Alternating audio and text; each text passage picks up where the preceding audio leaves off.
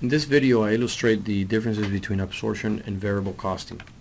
While we use absorption costing for financial reporting purposes and for GAAP, where we capitalize all costs of production, there are times when we would like to just use variable cost of production and treat fixed overhead as a period expense. So here, under absorption costing, we would have direct materials, direct labor, variable and fixed overhead treated as product cost. Under variable costing, we will only have direct materials, direct labor, and variable overhead. To illustrate why we would want to use variable costing, I provide an example. Assume that fixed overhead costs for a particular company are $500 for the period, and that variable costs per unit are $3, and that we sell each unit for $7. So under a traditional income statement or absorption costing, and just for brevity, we'll call it AC.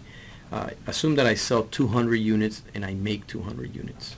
If that's the case, my revenue would be $1,400, which is based on 200 units sold times the sales price of 7. And then my cost of goods sold will be $1,100 based on $3 of variable cost per unit, which was given right here, and then $2.50 of fixed overhead cost per unit. And the $2.50 comes from the calculation of 500 divided by the total number of units made. 500 being the fixed overhead cost, and then 200 being the units made. So this gives me 250. Here, under that scenario, I get a profit of $300, and this would normally be called gross profit, but I'm just loosely defining it as profit at this point.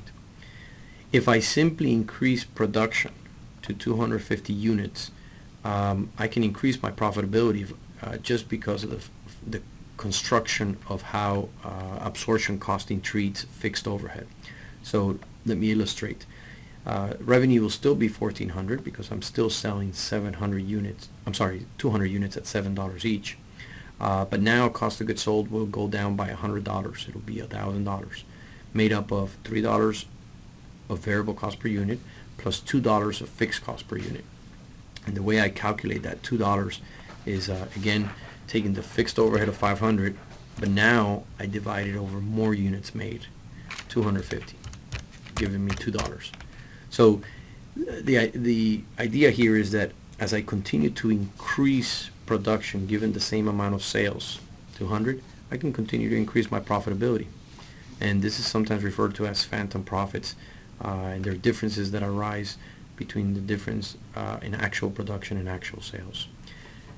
We use variable costing to avoid having this distortion. So under variable costing, we're not going to quantify we're not going to unitize the $500 of fixed overhead. We're always going to expense it as a whole. So notice right here, on the income statement, I still have the revenue of $1,400, but then my variable costs are only made up of the $3.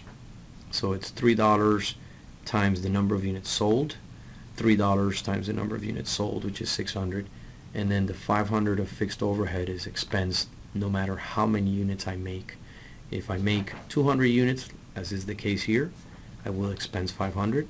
If I make 250 units here, I'll still expense 500, thus giving me the same profitability. So the idea is simple. Sometimes with absorption costing, we can create distortions that are unwanted, like the one right here. And if we use variable costing, we can conduct what-if analyses without necessarily distorting profitability due to issues like simply increasing production.